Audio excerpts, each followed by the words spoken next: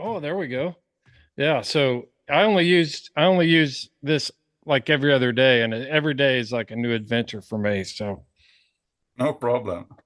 yeah, your English is outstanding, by the way.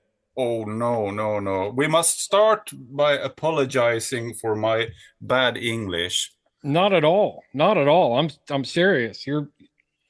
Your English is much better than my Swedish. I can tell you that.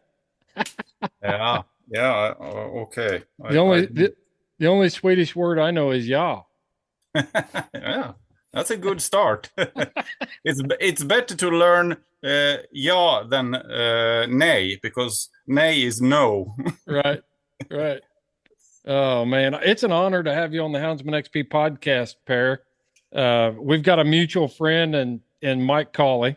I know that I got to tell you right up front that my heart was broken when I saw that Kimosabi went to Sweden.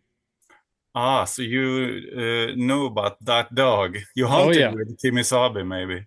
I think I did a couple times. Yeah, yeah. He was the dog that started my bear hunting career because a friend of mine, he got the opportunity to buy Kemisabi from Mike, Hmm. uh, and I was out walking with my bird dogs, pointer dogs, like 15 years ago, and in the garden of one of my neighbors hang recently. Yeah, it was a kill from this actual day, and they were skinning this bear. And on the ground, tied up next to it, was Kemisabi and a couple of other dogs also. And I immediately just fell for that dog because Yeah. he was so cool, so nice dog, uh, and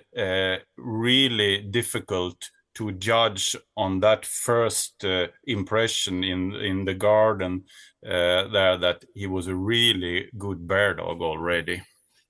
Yeah, my first exposure to that to Kemosabe, he was just a puppy. The first one of the first times I ever hunted with Mike, and we were hunting in the marsh. We were hog hunting, and the older dogs were out running, and they had a hog that they were trailing pretty hot. And when we pulled in the boat into the bank, we actually pulled up to an island, and we I don't Mike didn't realize we were on an island, and he grabs a couple of the dogs, and Kimosabi was one of them. He runs to the other side and realizes that he's on an island, and he just cut them loose.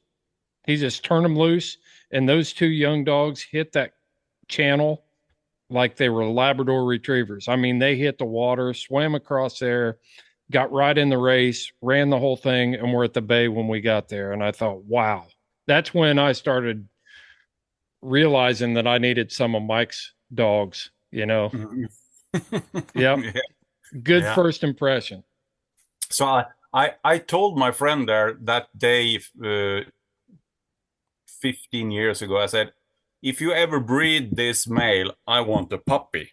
And Uh-huh. and the plot hound breed was totally new. I've never ever before met a plot hound, but I fell in love directly through Kemisabi. And 1.5 years after I had my first plot, a son of Kemisabi, and then a few years later, this guy, he tragically passed away, and I got the opportunity to overtake Kemisabi when he was 5 or 6, and that was like a rocket start for my bear hunting career. What kind of describe how he operated for our listeners? Tell people what was outstanding about him that you like so much. He was really self-sufficient. Uh, you could like free search with him, at least after a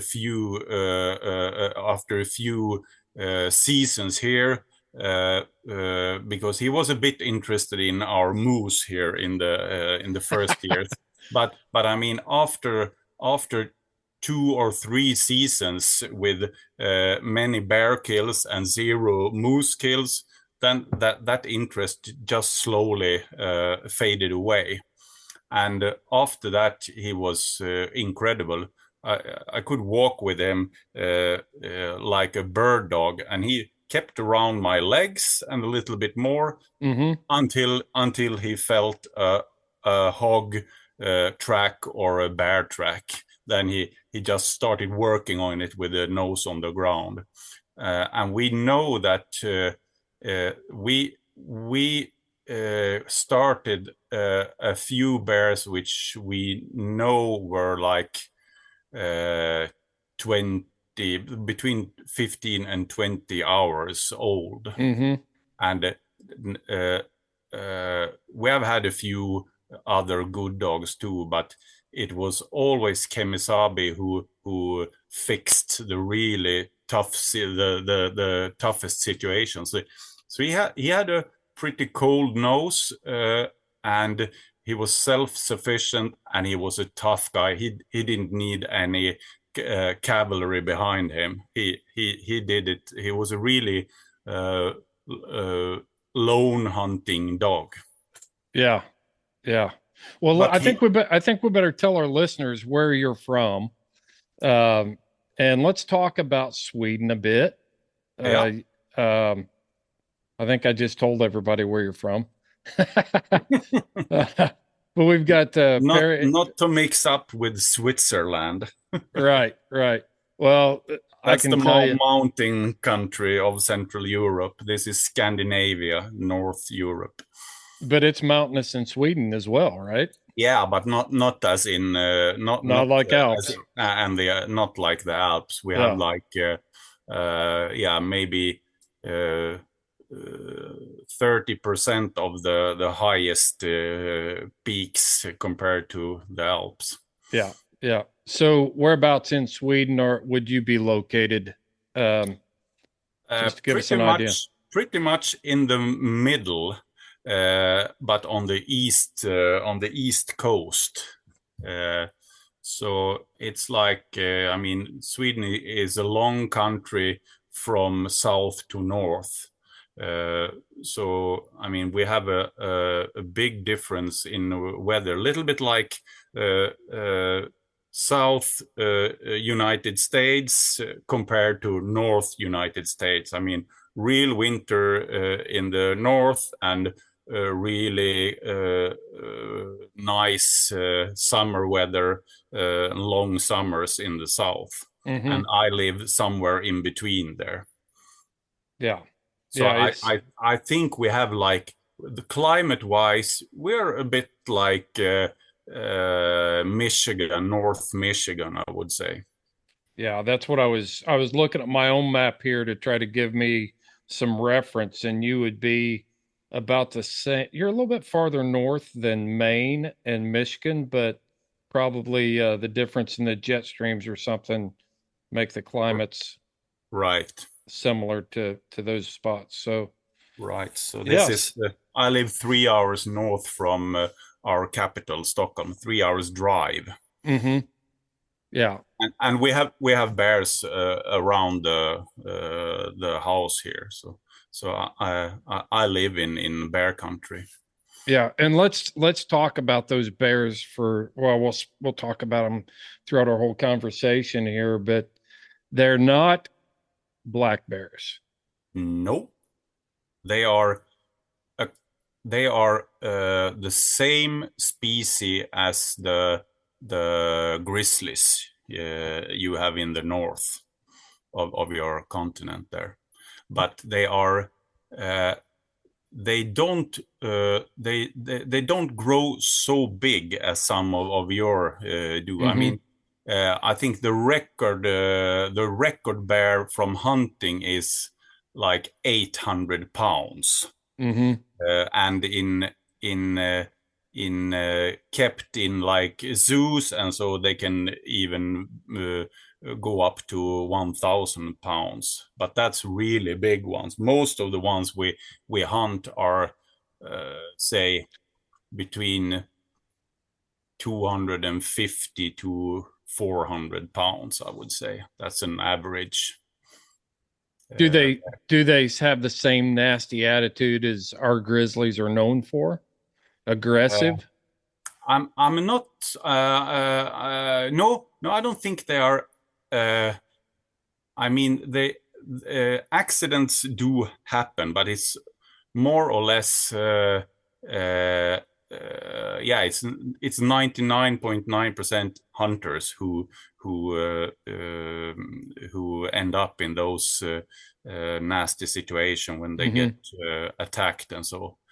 And mostly the reason is that they are out with their moose hunting dog, and the dog runs into a bear, which defends her cubs or his den or a carcass or so, and he chases away the dog, uh, uh, and the dog runs to the dog handler, and then you have an accident. Right. Right. But Yeah, they here. they they seldom kill the guy. They just tell them on bear language that you have passed into my comfort zone, That so would be get away. that'd be a good enough message for me. Oh yeah, yeah, Yeah. yeah, It's like chew on my face a little bit. I get it. right. I understand what you're trying to tell me here. Sounds like your bears are a little more understanding than our grizzlies here in the United States then, because sometimes they don't stop with they don't understand that you might get the message and they'll just keep chewing on you. Yeah, yeah. So No, no, that's. I mean, they are they are not considered as monsters here. Definitely not. I mean, they could have killed many people during many years, but they just don't do it. We don't seem to be on their menu. yeah, It's just that they are protecting three things: food, babies, and their home, right, right. their den. Sure. Well, you've had the opportunity to hunt in the United States, and you've obviously got an extensive background in hunting in Sweden, and maybe we can talk about the differences and do some comparisons to hunting in Sweden as to hunting in the United States, and just lay out some of those comparisons for our audience. Sure, sure. So, whereabouts did you hunt in the U.S.? In Michigan, Upper Peninsula, Mm-hmm. but it was training season. So Right. so I mean, then you know what I didn't do.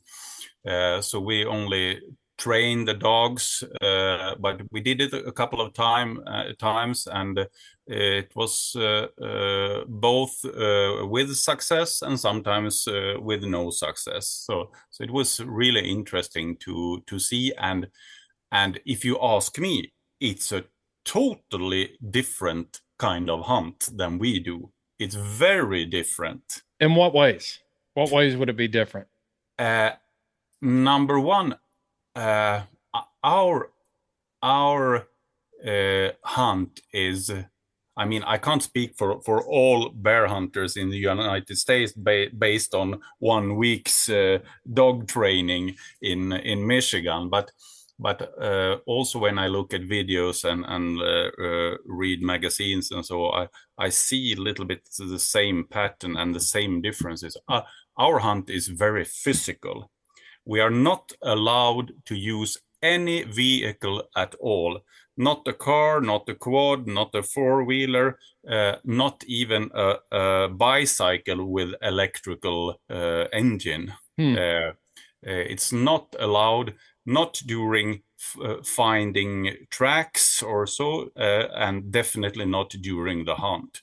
So it's totally illegal to have any use of an engine vehicle.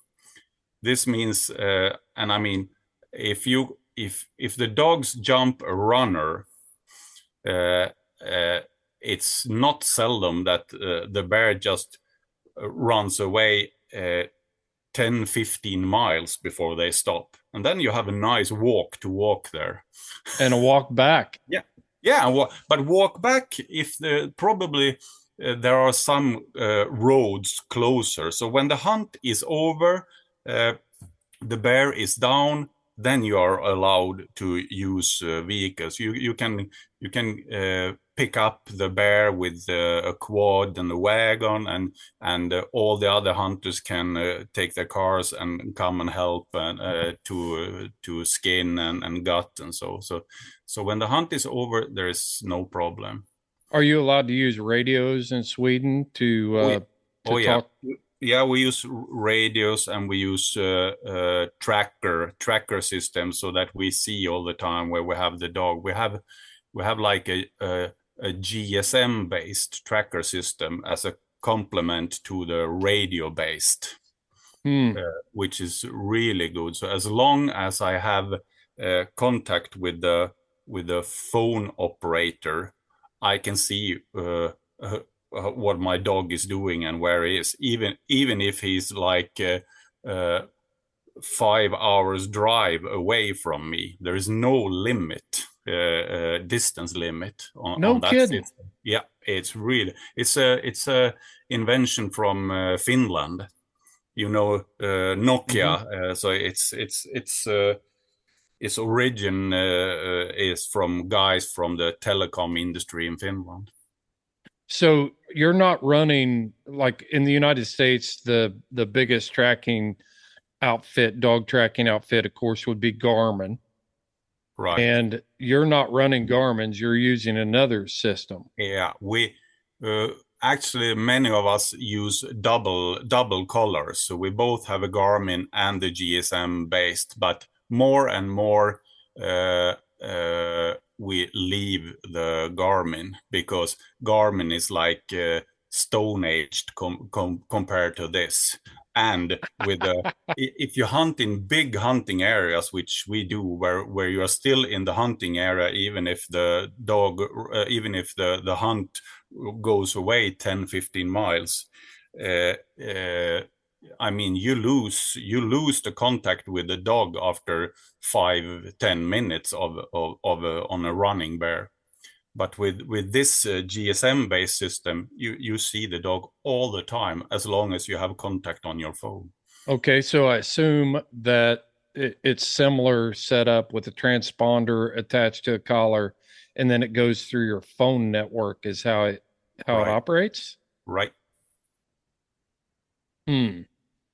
Well, I'm not going to lie. I get extremely frustrated with the GPS tracking systems because of loss of signals and losing dogs and having interference and things like that. Would you mind Yeah, providing me with a link or something for what? Send it to me over on WhatsApp.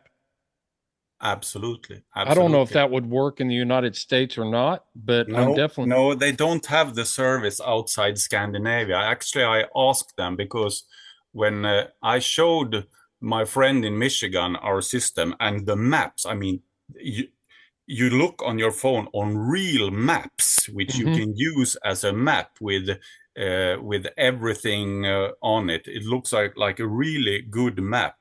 So and you can switch from normal like printed map to Mhm.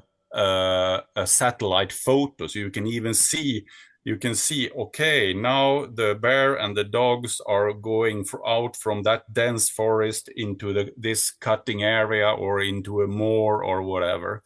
It's Yeah, amazing. it is amazing. Yeah, That's some amazing technology right there. I'm still going to look at it even if we can't use it yeah, over here in the United States because I'm just interested in it yeah, for sure. yeah. I've actually threatened to not play the Garmin game anymore. They just dropped a new product come out, the Garmin 300 and their 20 PT25 collars, and I'm about ready to go back to the old telemetry system with the beep beep collars and things like that. If you know how to use one of those, you don't get the accuracy, but man, they are dependable. You would love this system. Many of my friends, they don't use the Garmin tracker system anymore. They only use this. but for safety reasons, I use it because sometimes I'm hunting far out, really far out in the countryside, and there you could have a bad phone signal. Mm-hmm. Then I have a use of the Garmin tracker, Okay. as long as the dog is not too far away from me or on the other side of a mountain. Sure. So I Sure. have it as a backup, basically. But That makes sense. when I hunt, I don't look at the Garmin. I keep it in my pocket and look on my phone instead. Do your Garmin's in Sweden, or do they have uh the SOS feature on them where you can hit the SOS button we call it inReach here in the United States. I'm Um, not. I don't it's have the latest color, so I'm not too okay. updated on that. It comes through your handheld. It's a feature we call inReach. So it sends an automatic signal to the satellite when you Mhm. have an emergency, and then it gives your location so that somebody can find you. All right. Yeah. Yeah, but I do have that kind of feature on an app in my phone. Mm-hmm. Yeah. Yeah. So if I call like 911, they directly see on a map my position. Yeah. I That's want to take it back to the conversation about how you hunt and the vehicle use. So yeah, basically what you're saying is in Sweden, you simply drive to the area that you're going to hunt and then yeah. you strike out on foot, and your whole hunt from beginning to end has to be conducted from with your vehicle parked, and there's no driving around to cut dogs off or anything like that. Nope. So I've got questions about that. Maybe when do you decide that, hey, we're not going to catch this bear, so I need to recover my dogs? At that point, can you use your vehicle to recover Yep. dogs? Yep. Yep. Because then I take a personal decision. Okay, I'm out of the hunt now, so the rifle is packed down in its bag and put in the back seat or whatever. And then I'm out of the hunt, and then it's totally free to try to come as close as you can and pick up your dogs. Mm-hmm. So that happens sometimes. I mean, especially if they go far out of the hunting area where we are allowed to hunt. I mean, then we normally quickly quit the hunt and go and pick up the dogs. And same if the dogs have a dangerous direction towards a highway or whatever, then one of us just close his hunt and take the car and try to catch the dogs. Yeah, But but interesting. but but many times I've been guest hunting with some people, uh, uh, and we look together on a GPS. Oh, this is a runner bear. Oh, he's like they are 10 miles away now, and I say, okay, uh, uh, uh, now let's be a little bit patient. So we take a cup of coffee on our backpacks or make a fire and grill a sausage, and then sometimes after like 20 minutes or half an hour, we see that, whoops, 180 degrees coming back into the hunting area. Because many bears, they many runner bears, they want to come back to their home area Right. in the end. So Mm-hmm. it happens pretty often that they run away and then turn back, and then we're hunting again. There's just so many things as you're talking, so many questions I have, Paris. So forgive me if I'm kind of bouncing around a little bit, because No problem.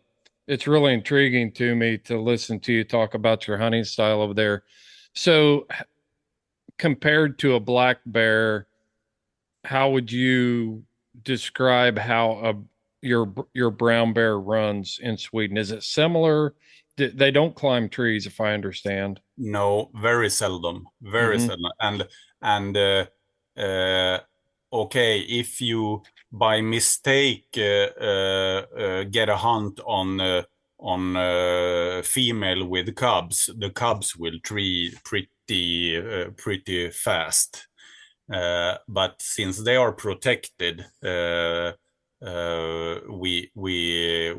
we try to avoid that by all means to check. Yeah, so Okay. that's why we don't do like free search hunt. We try to get a tip from a truck driver or whatever who saw a bear last night or this morning or in the middle of the night, and start hunting on that, or on a fresh bear poo on a road or Right. whatever.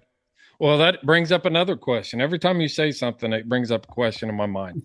All right. So if the cubs will tree, do you have dogs that will stay with those cubs that are treed? If they go up a tree, and do your dogs tree and stay there instead of pursuing the sow that moves on? Has that ever happened? Uh, yes. Sometimes they split, the two dogs split, so one stays at the tree and the other one goes away with the sow. Yes. I can, if I was hunting one dog and had dogs treed on a cub, I think I would be terrified as I was walking in to get my dog. Yeah. Will the sow hang around there, or will Right. she? So she, that would be a difficult situation because I would think, um, She will not run far away. yeah, She will keep around there and she will try to get the dogs. hmm, She will kill the dogs if she can. yeah. So So that's the most dangerous situation for the dogs. A small, quick sow with cubs to defend. and it That's a nightmare for me as a dog handler. it could be a dangerous situation for you as well, I would imagine. Yeah, Yeah, it could. So we do a lot to minimize that risk. yeah, So yeah, most of the times when we release the dogs, we know what kind of bear it is. yeah. It sounds a lot like that's similar to here. If we're out hunting, in places and we find a track, and then we can verify that it's got a sow with cubs nearby, then there's cub tracks there as well. Then we don't turn loose on that track. Right. So yeah, interesting. It's interesting. Well, you do a lot of different stuff over there, Per, and uh, I know you're involved in the research. You're also into the recovery. I think it'd be interesting to talk about your work in the recovery part with animals that are involved in traffic Yeah, accidents that are struck yeah, by automobiles and trains. right. So I think we have a pretty modern system for handling traffic wounds, traffic wounded animals. So there is like a limit uh, from fox and smaller animals. They are out of the system, but the bigger ones like the deer, the moose, the wolves, the bears, they are included in this. So this means that all uh, all car drivers, they it's a law. They have to report if they hit one of these included animals on the road, or and also the train drivers. They have to do it, and they report it into the 911 system, and then the operators have a list of hunters with different specialities. So some of us are have really good experienced moose dogs, so they will be called out if it's a moose situation.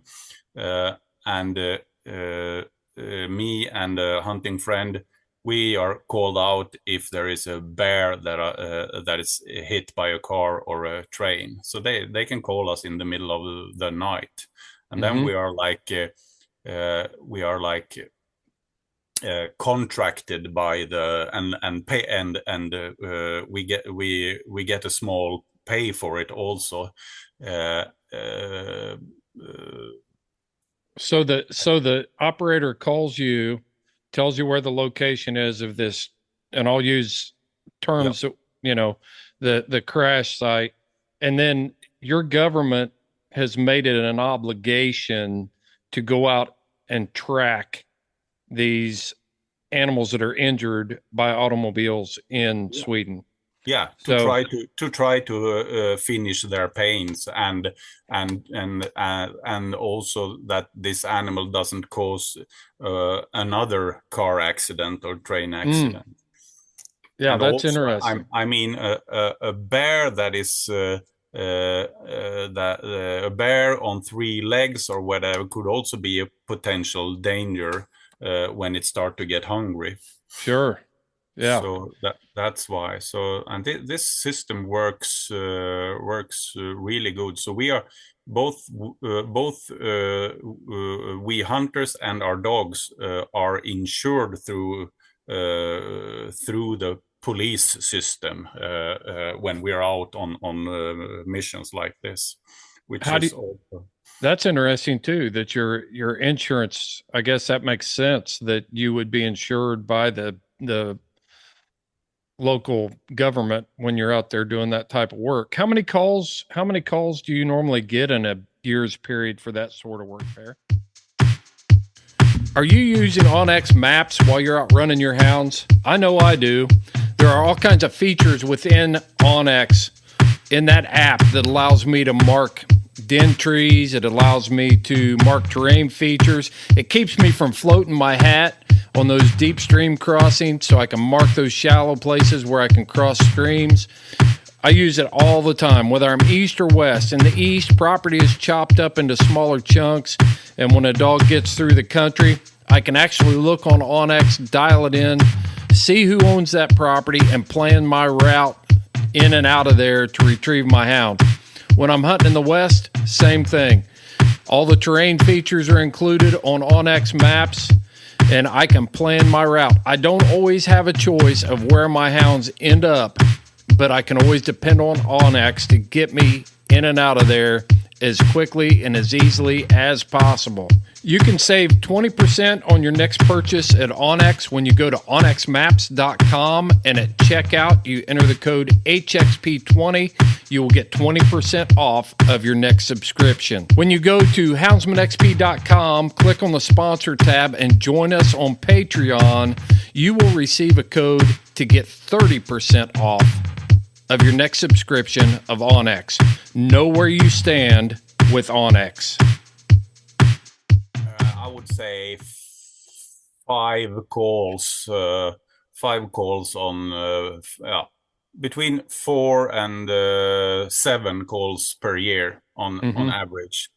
And I also do wild boar. So Okay. there's also similar number of situations with wild boar.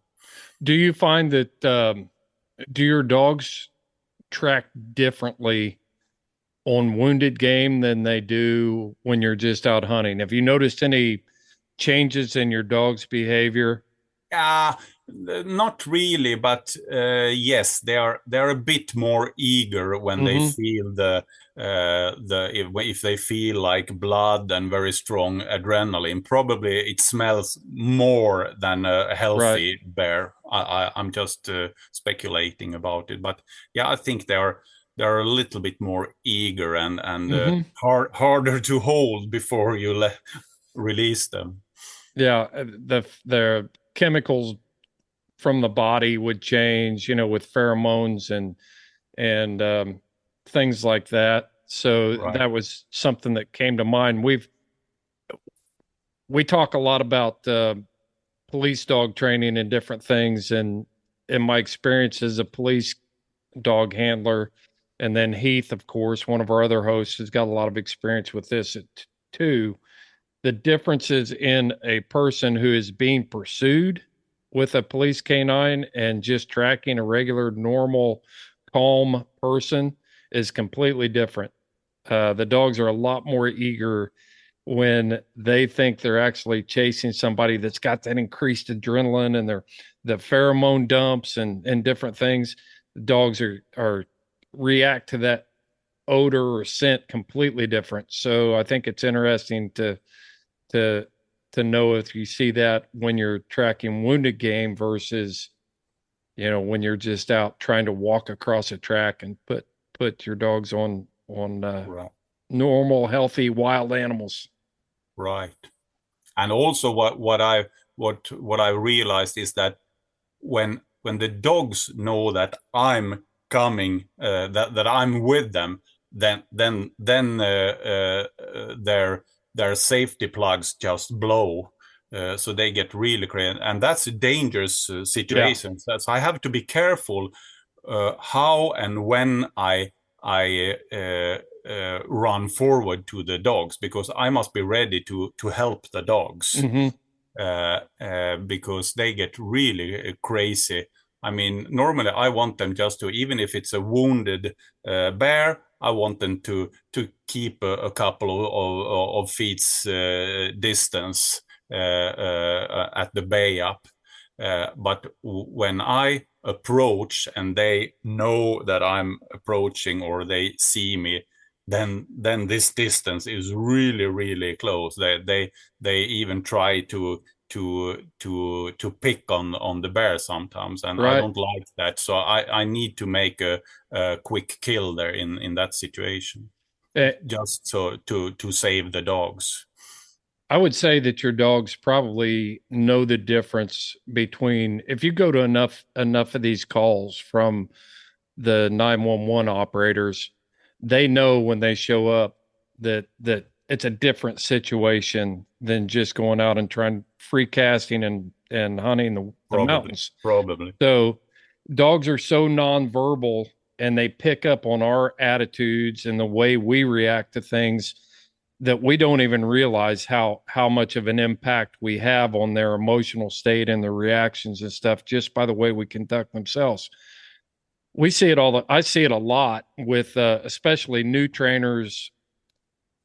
They get to a tree and a treed animal here, whether it's a raccoon or a bear or whatever, and they're really praising the dog and they're getting them really hyped up and different things to the point that uh, the dogs kind of they'll start making mistakes eventually if you don't handle yourself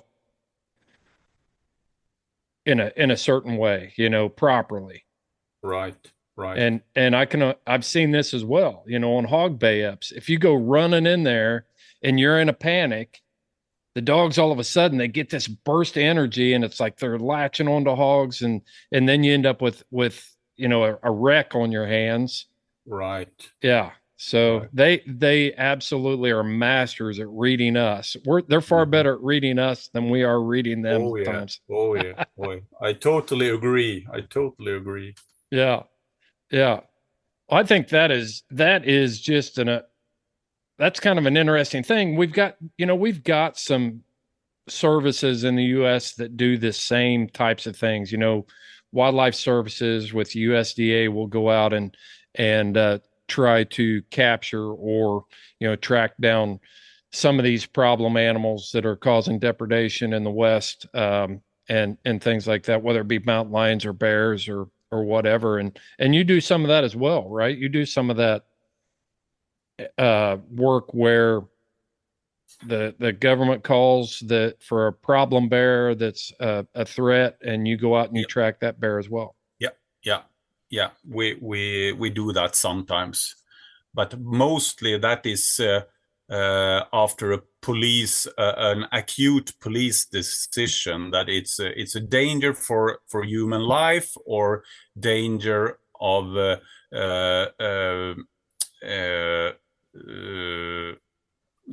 big values like Mm-hmm. race horses, threatened race horses or so. Because if something happens to like a fenced race horse and the bear make them panic and they die or get hurt, then the state have to pay the horse owner that because the state is the owner of the bears and wolves here. That's So interesting. that's why the police have the right uh, to use a certain paragraph based on those two situations, and we get one or two of those missions and calls every year too.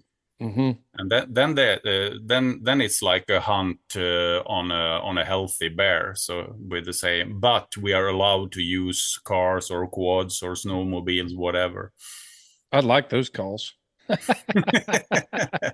Yeah, and there is no limit on to use only one or two dogs, because that's another big difference. If we go back to the former question about the differences between the hunt we followed in Michigan compared to here, we are on the hunt, on the real hunt. If we forget about the police jobs, we are allowed to, or we normally only hunt with one dog at a time, but there is a maximum of two dogs on the same bear on the same day.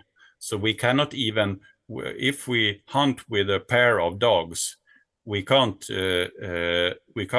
take them out and put in two new dogs if there is a runner bear. That's illegal. Wow. So when the dogs are finished, the hunt is over for that day on Mm-hmm. that bear. Okay, we can try to find another bear. Then we have a new opportunity. Right. So and this means means that we gotta have very self-dependent, self-sufficient dogs, because even if we sometimes start with both dogs, one might just get hurt or stay by some other good-looking stuff. So it's not unusual that one of the dogs is left alone with the bear for the rest Mm-hmm. of that hunt. So they need to be able to hunt alone. So do you normally have two dogs in your vehicle when you go out for the day to hunt, and then you hold one dog back? Can you feed the ex if you turn one dog loose on a bear track, Yeah. is it legal for you to go ahead and turn your other dog loose to go in there and join the dog on the track at a later time? Yeah. We can Okay. we can start with one, and that's we do that every now and again, Mm-hmm. just to save some steam on the second dog. Yeah. So Yeah. that's possible, but we normally, yeah, sometimes when I'm alone with friends and I'm the only one with dogs, yeah, it happens that I have only two with me, but I prefer to have at least a third and even a fourth one in case there is a kill at the end of a long or not a kill, a shot, uh, Mm-hmm. and the bear continues despite the wound. So I always want to have a margin with one or two fresh dogs for possible wound search at the Okay. end of the day. So if you and I are hunting together in Sweden, and you bring two dogs and I bring two dogs, you're only allowed to have two dogs on that bear. You can't turn your two dogs loose and then I turn my two dogs loose. Nope, nope. Two dogs per animal is Yep, the max. yep. So we may get Correct. into a situation where we're hunting for the day and you run your dogs in the morning and then I run my dogs in the afternoon. Yeah, on another bear, on a second bear, Sure. not Yeah. on the same bear. So Yeah. Yeah. that's that's possible. Yeah, that's interesting for sure because it's really untraditional, non-traditional in the US But I think to actually, I think it's frustrating sometimes if you have a big, nice boar in front of you, and you see that the dogs they they have no power left. yeah. Uh, then probably the bear is also a little bit tired and need a rest. So I think sometimes I feel just, yeah, that's fair. Today the bear won the race. He outran our dogs, and then we have to lift our cap and say thanks for the show, Mr. Bear. We'll be back tomorrow. We'll be Yeah, back maybe. next week Yeah, and we we'll could we'll, be. we'll continue this. Yeah, Yeah. it's. I think it's a bit of fair play. I mean, Uh-huh. because if there was no limit and I had like 6 dogs in my truck, uh, that bear won't get away. Hmm. If I have 6 good dogs, the bear won't get away. Well, when you talk about good dogs, I'm curious, how would you describe the things that what sort of traits does a bear dog in Sweden need to be considered a good dog? What do you look for, Per? Some things, just tell me some things that you've absolutely got to have to be a good bear dog and be successful for you. Uh, a cold nose is a good thing to have, but it's not the most important thing. If they have an okay cold nose, like average, that's good enough. Uh, but in your stable, it's really good to have at least one dog, even if it's an old retired dog. It's good to have one dog who can mark, yeah, here is the scent. If we don't see the track, I mean, this dog can strike or just show us that here is the crossing over the road. Hmm. Then we can take out the dogs with who doesn't have that cold nose, because Hmm. then we know that we're putting the dogs on the right spot, the right starting spot. But more important is that they have the guts to follow a brown bear, which every now and again will try to catch the dog, because sometimes they just stop, hide, and try to get the dog when the dog comes running. Yeah. So yeah, and many dogs they hunt bear one time and then never ever again follow a bear after that kind of. I mean, Hmm. that's normal for a dog,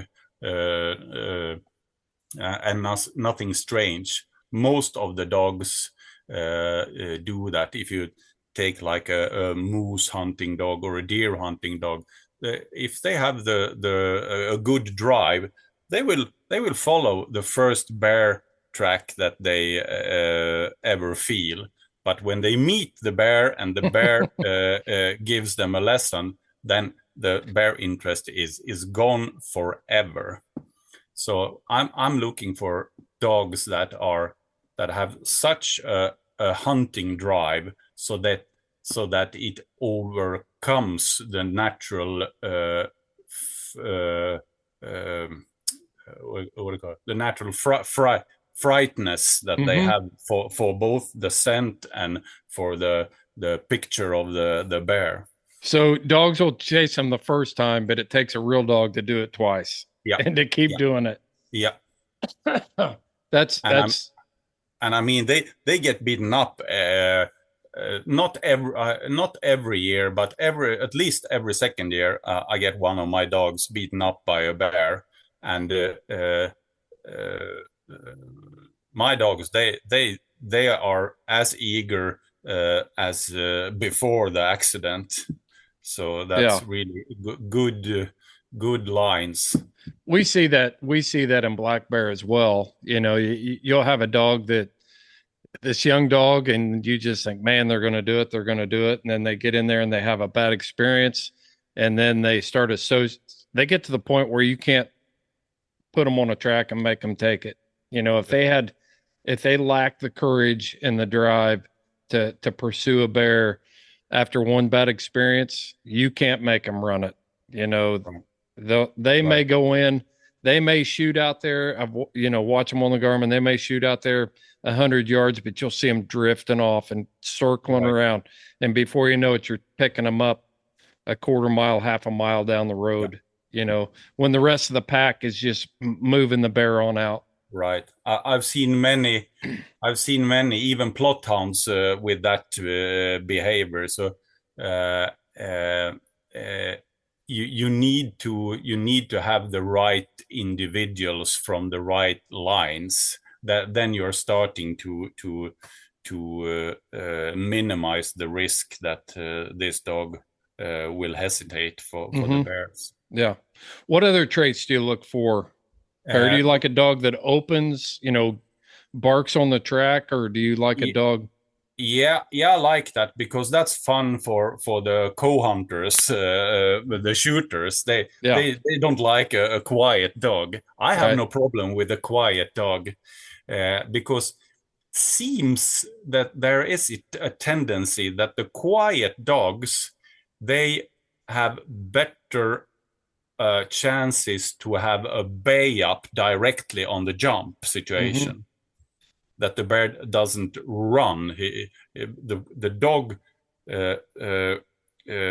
dog is like ambushing quietly, and then the bear thinks, "Oh, it's too late to run now." Instead of, if they hear the howling 1 minute before they get in contact. Yeah. So I have a friend. He has a female plot also with Bayou Cajun lines, really good female, and she is really hard to open. She only opens when she sees the bear. And last year I killed a bear for her solo job, and that was a bay up directly at the first contact between the dog and the bear. Yeah. But I have no problem with listen to the music also during the drive.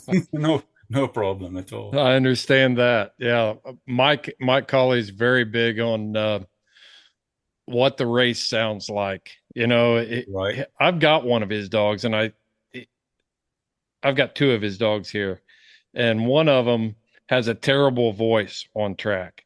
He just squeals and squalls, and if he opens much at all.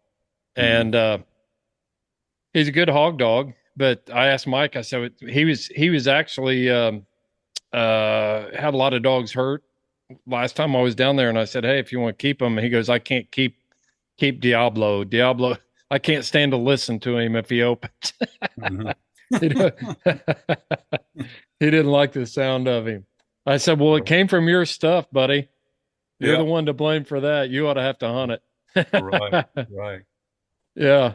So you also do some research work, Per, and the research stuff is, the way we were talking about it beforehand, is pretty interesting.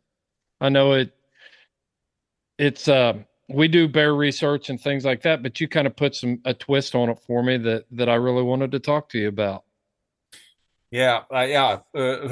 Firstly, I'm not a researcher at all because I only have the opportunity to assist the researchers with bear specialist dogs, because they need them sometimes to find the bears to research. So basically where me and my friend comes in with our dogs is that if they need to find a bear, we help them find them with the dogs, and we put one. We never put more than one dog, because it's the potential situation will be more tricky. You will soon understand, because what it's all about is that we call them and say, no, we have a fresh bear track here, or a fresh bear poo. So, and it's a right size, and it's a single bear. It's not with cubs or so. And they say, okay, we start the helicopter and make ourselves ready. It's a team of one veterinarian, one researcher with the tranquilizer arrow rifle, and then the pilot. And as soon as we hear that the bear, or see on our tracker system that the bear is jumped, we call for them, and they come with the helicopter, track and find the dog, and hopefully they see the bear just in front of the hunting dog. And then they go down a little bit to put a little bit of pressure on the bear, so they get a gap between the dog and the bear, and then we ground personnel, we try with the car or quad or snowmobile to come in between the bear, to cut the line and hook up the dog. And then they go down and shoot a tranquilizer arrow on then they push the bear out on an open space like a moor or a cutting area or whatever, and tranquilize it. And then they put a GPS collar and takes 1,000 measurements on the bear and take notes.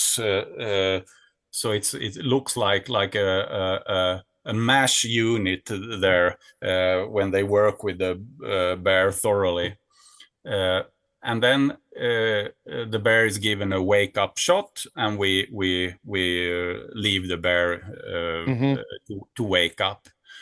And then this bear is now a new member of the bear research, Scandinavian bear research project. So probably next year, when a PhD student is writing on his examination document, probably a biology student, he will, through this, he can apply to get access to these 50, 60 GPS marked bears in this region. So every time, once, to make it simple, once a year, they remark all the bears with the helicopter. So they track them with their own system, through the collar of the bear, track them from the helicopter, go down, find them, go down and tranquilizer, and then change the battery in the tracker system. Yeah. And at the same time, these researcher, they comes with a car, and they take samples for their study and so on the body, and they can take blood samples and poo samples and skin samples and everything. And then many of those projects are really interesting projects, because it's based on the bear's biology, physiology. So, and they try to find conclusions that have bearing on human medicine, like how come that a bear sleeps 6 to 7 months still in his den, wakes up, and it's like a normal day for them. Yeah. Okay, a little bit hungry, but I mean, people will get osteoporosis and a lot of other bad stuff from being so. This is, they are trying to find out research which can be implemented in human medicine. That's interesting for sure. So they're using the information they're gathering from wildlife not only to manage wildlife, but also try to find answers for medicines for human beings. Yeah, and it feels good to be able as a hunter to help in such a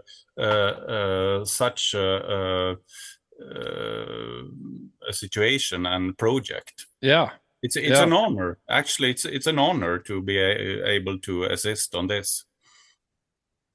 So when you talk about stuff like that, Per, I can't help but think about all of the values that hunters add to our societies and our cultures.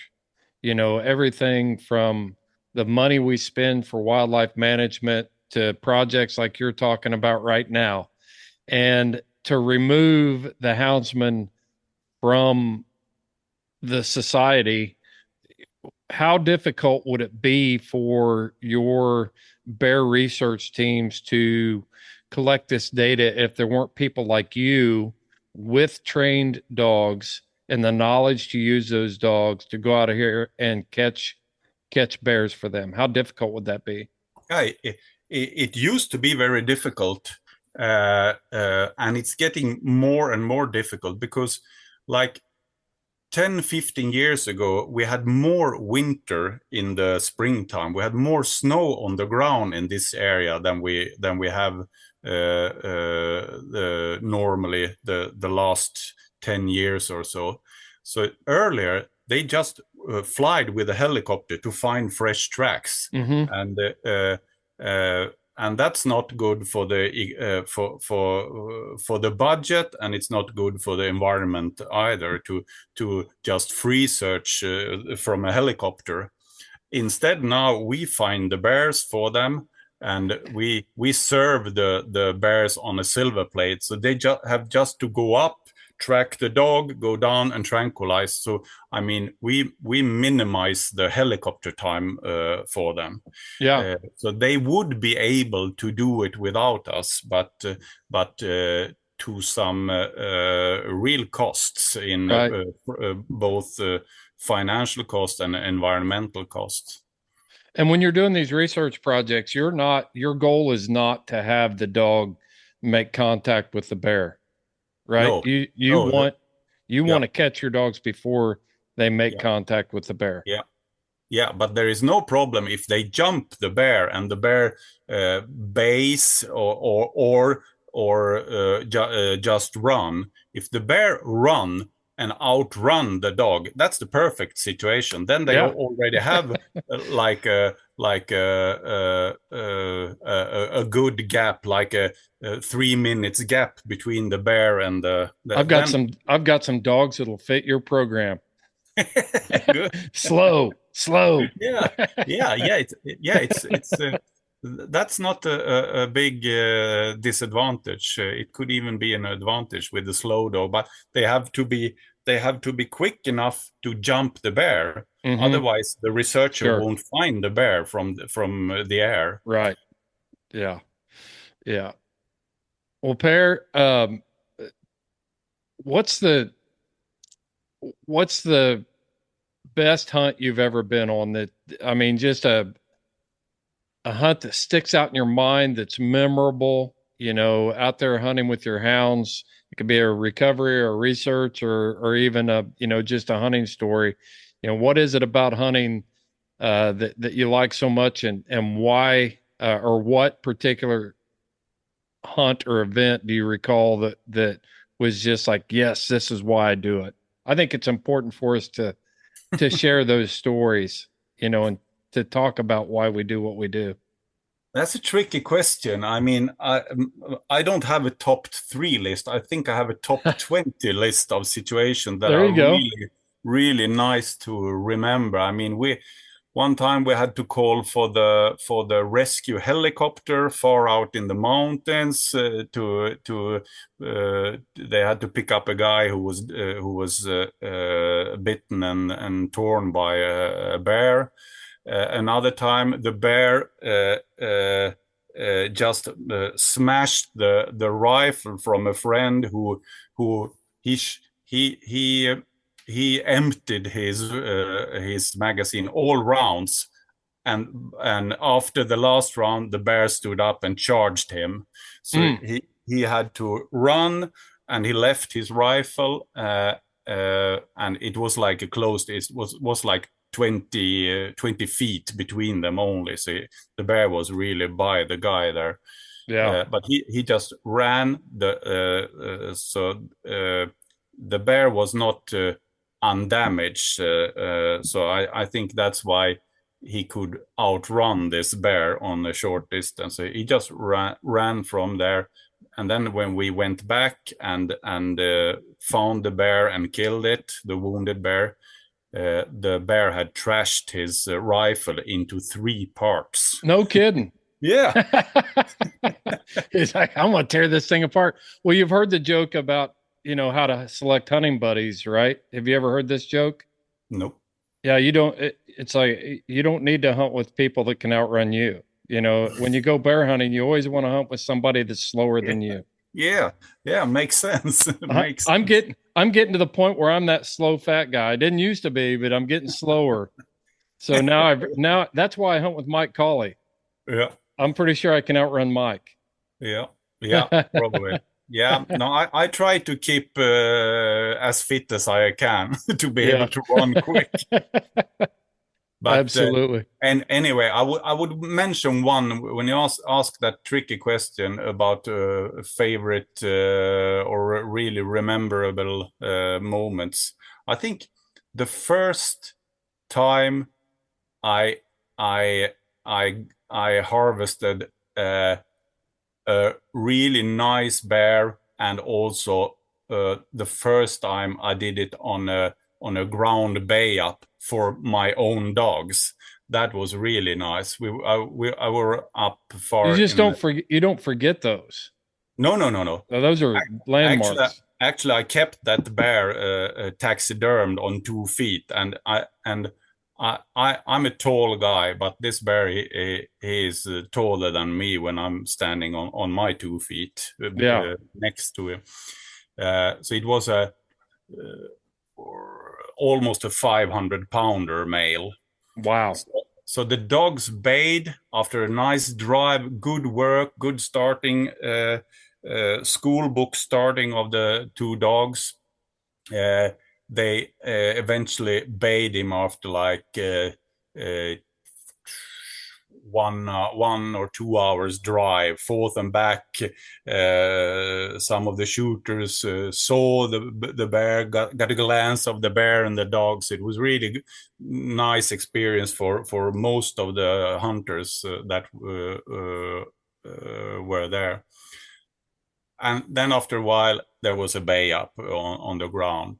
So I offered one of the experienced hunters to follow me to go there. So we had like a half an hour walk, quick walk, almost running to the place. And then when we came there, I said, okay, now let's breathe, let's take it easy. So I offer you the chance. I will follow right behind you, but you get the chance. And if you blow this chance, I will take the second chance. Okay? Yeah, right. Agreed. And we had a really nice stalk. We were in on like 20 feet. We heard the bear breathing and everything, and the dogs were crazy. Yuff, yuff, yuff, yuff. But suddenly the wind spinned and the bear broke up and left. But after like 30 seconds drive, stopped again in the densest jungle you could ever imagine. Yeah, always. And then he looked at me. Okay, that was my turn. Now it's your turn. So I got the opportunity. So I stalked slowly in. I started to see one of the dogs, their orange visibility vest. I saw them before I saw anything brown or black in there. And suddenly when I was, I think it was like between 15 and 20 feet away, suddenly the bear showed most of its body behind a small brush there. So I could finish it there while the dogs were barking and everything was good. Yeah, one of the dogs was a little bit hurt, but it was only a scratch on Mm-hmm. the shoulder. So, and then when we came up to the bear, we carefully went there and looked. Okay, he's dead. Then we saw that it was a really nice male boar. So Mm-hmm. that was a really memorable. He was a Uh, toad. yeah. It was. Now, it was not a monster, but it was a really nice animal and a really nice experience together with the dogs. A real cooperation between us and the dogs, which was a success in the end. So, can it be better? No. That's something that is lost so often when people that have never experienced what you just described, that cooperation between hunter and dog. You know, we see it a lot in bird dogs, and we think about it in Labradors, and but for some reason, a lot of times that experience is lost with houndsmen when other people think about how we hunt. They don't put value on the relationship and the teamwork between us and our dogs so many times. I can tell you when the adrenaline had gone down a little bit on me, and we waited for the guys to come with a quad to pick up the bear. I sat there hugging my dog. Sat on the ground. The dogs sat next to me, and I can tell you there was a little bit a small drip from my eye that came there. It Yeah. was almost like. Yeah, kind of religious feeling there. It was Mm-hmm. really nice. That's also why I remember this so strongly. Yeah. Yeah. It was so overwhelming, and especially with the relation to the dogs, like some kind. I can imagine like brothers in arms feeling. I've had bird dogs and I've had, the retrievers and trained those but I never ever experienced that. Like the first time, on when my retrievers would make their first retrieve, their first wild retrieve. It's like, well, we've been training to do this, and I don't know why, but when you raise that hound and then you see that they've got the drive and the courage and the commitment and all those things to go in there and face that kind of danger and risks and willing to run themselves into the ground to accomplish the mission. For me, there is something very special about that. When I Yeah. see that level of just dedication and instincts and your genetic work has all come together, um, it's just different. I get, maybe it is the risk, maybe it's the fact that a duck's not going to flog you and attack your retriever, or put him in any real risk, like a bear, a mountain lion, or a hog. And yet here they go. They're like warriors, Yeah. and I admire them. Yeah. Yeah. Same here.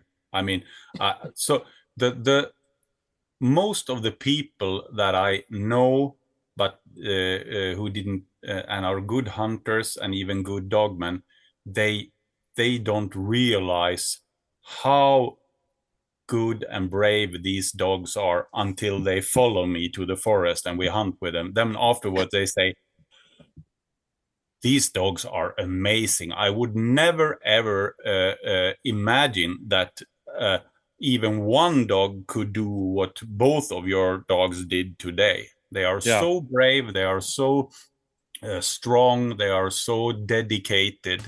Yeah,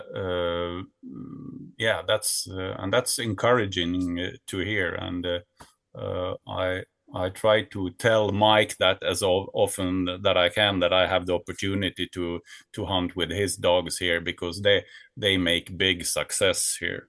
Yeah. I tell Yeah. people that when they say, "Okay, here comes the bear hunter," no, it's my dogs that are the bear hunters. Mm. I'm just And following them. yeah, I always tell people I'm the dumbest one in the pack. Yeah, Yeah. yeah, same here. Same. Yeah, Worst hunter. Worst hunter. absolutely. For sure. Well, Per, I appreciate it, man. It's been a real honor to have you on the podcast and have you share some of your experiences and stories from Sweden. And I can't thank you enough for taking time to out of your day to talk to us. It's my pleasure. Thank you for having me. Absolutely. Absolutely. There's no, we will have to get together. And if you're ever back in the United States, make sure you let me know. And Absolutely. Where do we you can, live? I live in Southeast Indiana. So I live Yeah, between Joe and yeah, Mike. yeah, right. Yeah. So yeah. Yeah.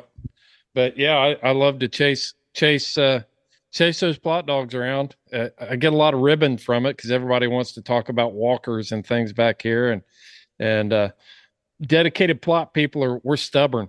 We're Yeah, like our dogs. right. Well, Per, thank you very much. I appreciate it, and Thank you. I want to thank everybody for listening to this episode of the Houndsman XP podcast. We're trying to do a little international flavor here with our show and let everybody know what it's like to hunt in other parts of the world.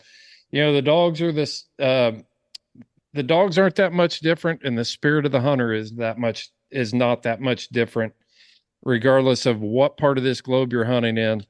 And you can check out all of our merchandise and join us on Patreon. You can access all of that stuff from houndsmanxp.com, our website. Check us out there. We got tons of bonus material over on the Patreon side of things, so you need to check that out. Per, thanks again. Until next time, this is Fair Chase.